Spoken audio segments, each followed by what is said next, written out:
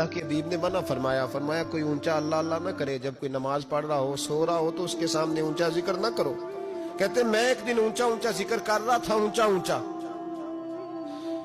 اونچا میں ذکر کر رہا تھا، کیونکہ عشق لگا سی کھیڈاں کھیڈ دی نوں تے مینوں کھیڈاں بھل گئیاں، میں کجل پایا سی یار دے ویکھنے نوں، پھر او دی یاد وچ روندیاں ہی ڈل گئیاں، حیدر شاہ اس گلی کدے نہ رول دی، پر ہن تے رول گئیاں۔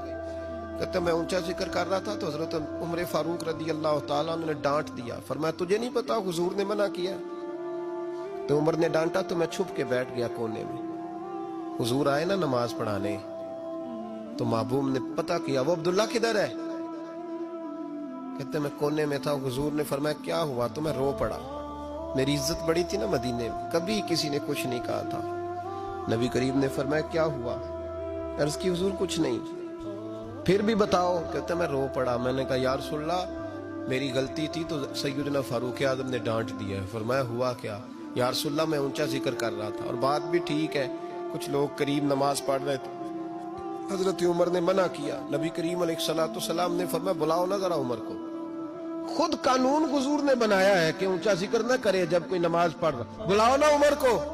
جناب عمر آئے تو حضور نے فرمایا عمر میرے عبداللہ کو کوئی نہ ڈانٹے، کسی ان پڑھ سے، کسی دیہاتی سے، کسی بھولے سے انداز دیکھے حضور کا، اسے کوئی نہ ڈانٹے۔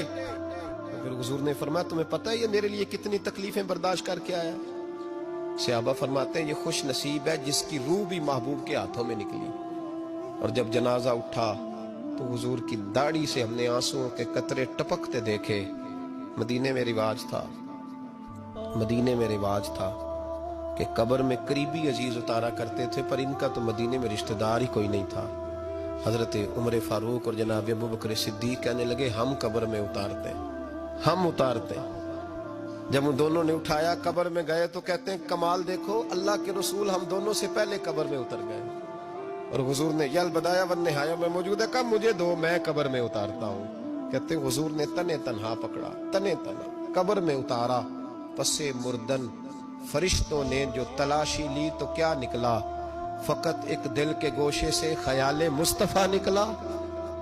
نبی کریم علیہ السلام نے قبر میں رکھا اور ساتھ فرمایا اے اللہ میں آج شام تک اس سے راضی تھا، تو بھی اپنے کرم سے اس سے راضی ہو۔